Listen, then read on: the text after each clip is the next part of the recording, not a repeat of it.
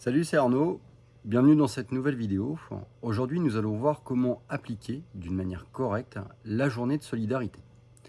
La première chose à savoir, c'est que la journée de solidarité prend la forme pour le salarié d'une journée de travail supplémentaire et pour l'employeur du paiement d'une contribution patronale assise sur les salaires.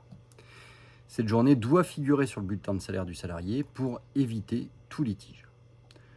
Dans un premier temps, il faut choisir la date. Depuis 2008, le lundi de Pentecôte n'est plus obligatoirement la journée de solidarité.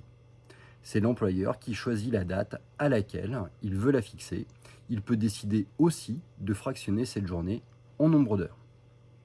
L'employeur ne peut toutefois pas choisir pour la journée de solidarité des journées comme la garde du 1er mai, les gardes d'un dimanche, de supprimer un jour de congé payé ou un repos compensateur, ou de remettre en cause un pont entre deux jours fériés.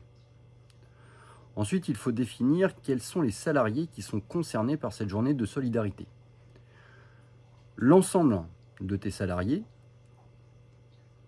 présents à l'officine à la date retenue doivent effectuer la journée de solidarité, qu'ils soient en contrat à durée déterminée ou en contrat à durée indéterminée, ou bien en contrat d'apprentissage, à temps complet ou à temps partiel. Pour la durée, le salarié à temps complet doit effectuer donc une journée de 7 heures. La journée de solidarité du salarié à temps partiel est proportionnelle à la durée de son contrat. Enfin, les heures réalisées au-delà de ces seuils donnent lieu à une rémunération.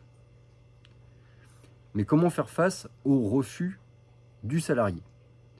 Le salarié à temps complet ne peut pas refuser d'exécuter la journée choisie par l'employé sans commettre une faute, l'exposant à une sanction. L'employeur, par contre, ne peut pas procéder à une retenue sur salaire.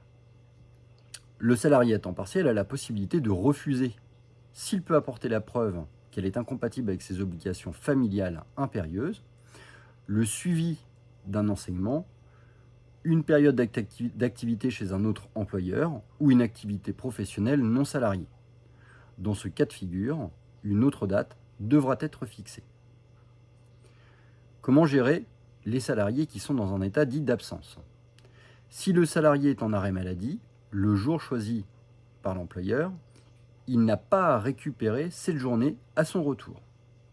Le salarié peut poser une journée de congé payé qui lui sera décomptée pour une journée. Cette vidéo est désormais terminée. J'espère qu'elle te sera utile pour mieux gérer cette journée de solidarité. N'hésite pas à t'abonner à cette chaîne pour avoir accès à plus de contenu. N'hésite pas à me laisser des commentaires si jamais tu veux voir apparaître des réponses à certaines de tes questions. Je te dis à très bientôt.